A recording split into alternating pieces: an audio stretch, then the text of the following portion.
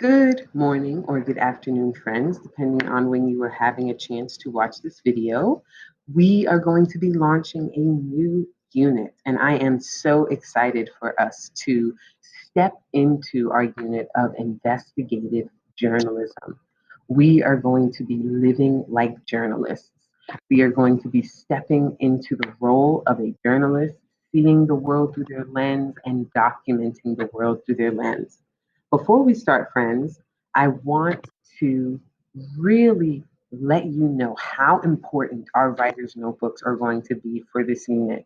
In the same way that an artist is going to have a sketch notebook, or the same way that a potter is going to have clay and work with it as their medium, their tool, we as writers are going to use our notebooks to help us get writing done, to document the world as we try to find a newsworthy story. So, friends, to really highlight how professionals and creatives, writers across different disciplines use their writer, I wanted to share a quote with you from Jay Z's autobiography, Decoded. And he talks about how he uses his writing notebook. He said, "Everywhere I went, I'd write. If I was crossing the street with my friends and a rhyme came to me, I'd break out my binder, spread it on a mailbox or lamppost, and write the rhyme before I crossed the street." So for Jay Z, his writer's notebook is something that he took with him everywhere, anytime a rhyme or a lyric came to his mind.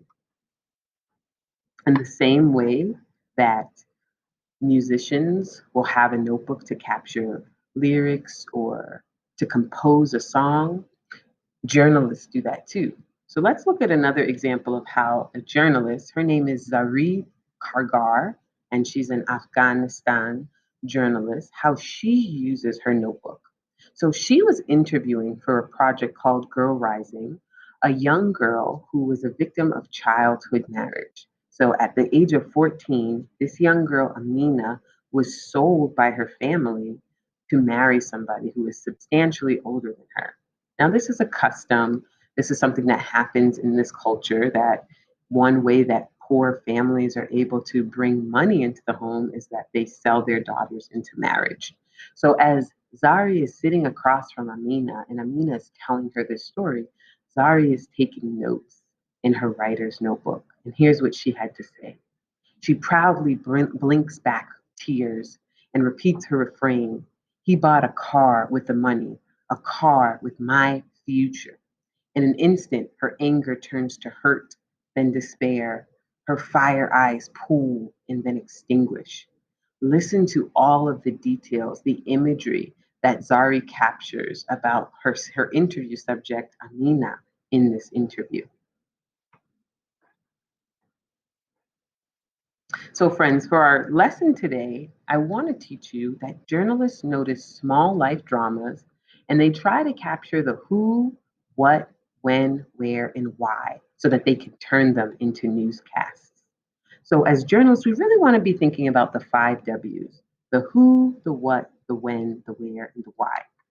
So I was thinking about a small moment from my life that I had a chance to witness. And this happened to me last summer when I first moved into my new house. There was a car crash that happened across the street.